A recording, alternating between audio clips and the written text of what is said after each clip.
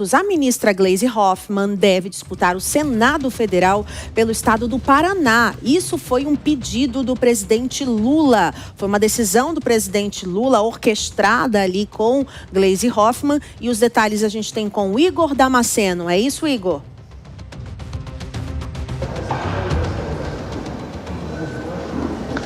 Pois é, a conversa de bastidor aqui no Palácio do Planalto é que a ministra da Secretaria das Relações Institucionais, Gleisi Hoffmann, teve uma reunião a portas fechadas no gabinete do presidente Lula para tratar do futuro político de Gleisi. Ela concordou, atendeu a um pedido de Lula e deve disputar uma vaga no Senado Federal pelo estado do Paraná. A saída de Gleisi Hoffmann do governo federal já era dada como certa, porque ela pretendia se candidatar ao cargo de deputada federal pelo estado do Paraná. A avaliação dos assessores da ministra é que o cargo de deputada ela tinha mais chances de sucesso no pleito eleitoral deste ano. No entanto, o presidente Lula disse a Gleisi Hoffmann que está com foco total no Senado Federal. Atualmente, a oposição tem maioria no Senado, inclusive o PL de Jair Bolsonaro é o partido com o maior número de cadeiras atualmente, e esse é o objetivo da oposição, avançar cada vez mais no Senado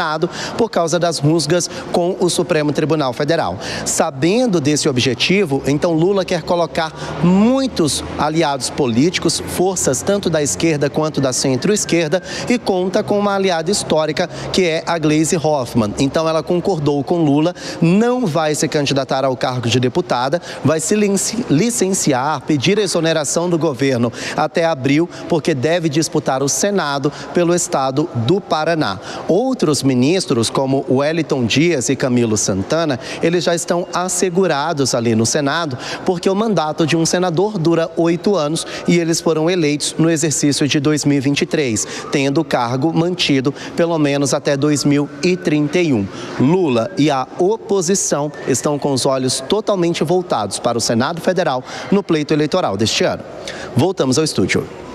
Obrigada, Igor Damasceno, pelas informações. Não é à toa, né? Os nossos analistas estão aqui também para ajudar a gente a entender que Lula quer tanto mais o Senado, né? Porque perdeu muito apoio durante esse último mandato e ele quer garantir quantidade maior ali de cadeiras no Senado. Diego Tavares, você acredita que Gleisi Hoffmann faz uma boa escolha, pegando esse pedido do Lula e tentando o Senado ao invés de um pleito de deputada? Olha, Márcia Dantas, eu acho que não é uma questão de uma boa escolha. Eu colocaria outra pergunta, que escolha Lula tem?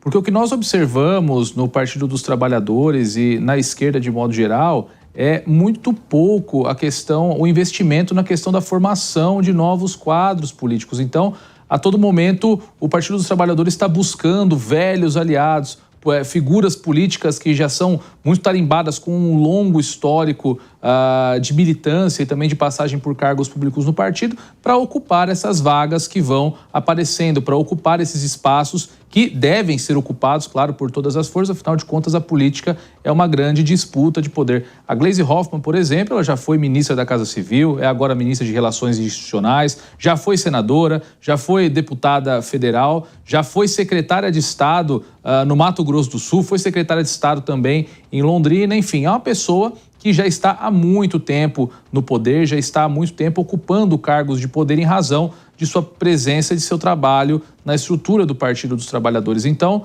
eu acho que isso acende um alerta na política nacional, em razão do envelhecimento de todas essas figuras, evidentemente, de que os partidos precisam começar a investir em novos quadros, precisam de renovação política, para que, chegando às eleições, os grandes caciques não tenham que ficar encontrando velhos aliados para novas posições e deslocando essas pessoas de seus postos. Então, não só a Gleisi, nós vemos um desconforto muito grande em outras figuras do PT, como, por exemplo, o Fernando Haddad, que deve ser praticamente obrigado a disputar o governo do estado de São Paulo, ou praticamente obrigado a disputar uma vaga no Senado por São Paulo. Enfim, o Brasil, os partidos de modo geral, especialmente o Partido dos Trabalhadores, não investem em novas lideranças. E isso, mais hora menos hora, vai se apresentar como um grande problema para que esses partidos permaneçam no poder.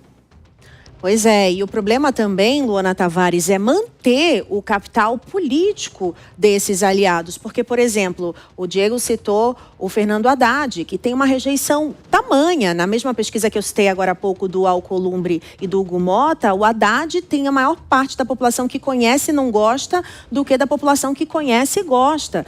Então, assim, fica complicado manter esse capital político durante tanto tempo, por vários mandatos, e aí se submeter também ao pedido, né? Lula pede, eles têm que aceitar. Como é que fica essa situação dentro da própria articulação política, Luana?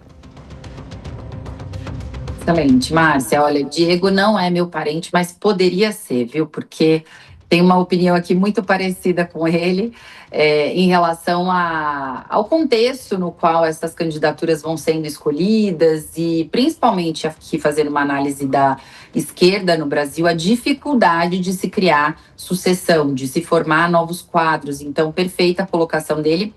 E nesse cenário, o PT também tem uma grande preocupação, que eu acho que é um ponto importante de se relembrar aqui, por conta da estratégia que a direita tem de garantir um número grande de senadores para um pedido de impeachment de Alexandre de Moraes e uma atuação muito forte do Senado nessas pautas nacionais ligadas ao judiciário e a várias questões que estão gerando crises neste governo, na polarização entre Jair Bolsonaro, Lula ou direita, esquerda no Brasil. Então, essa estratégia de colocar nomes que são muito fortes, como o Diego trouxe, né, com histórico de Gleisi e tudo mais, para disputar, ou do próprio Haddad, como você disse, para disputar a eleição, é uma tentativa ali, né, de uma força-tarefa praticamente para criar um escudo um pouco maior, dado que atualmente o número de senadores da esquerda é muito menor do que o da direita e centro, e isso acaba desfavorecendo ali nas votações e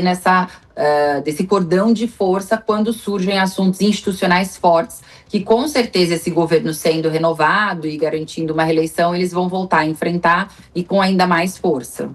O problema é o desgaste da imagem dessas pessoas, né? Ao longo de tantos mandatos, de perdas também nessas eleições, que a Haddad, por exemplo, não conseguiu.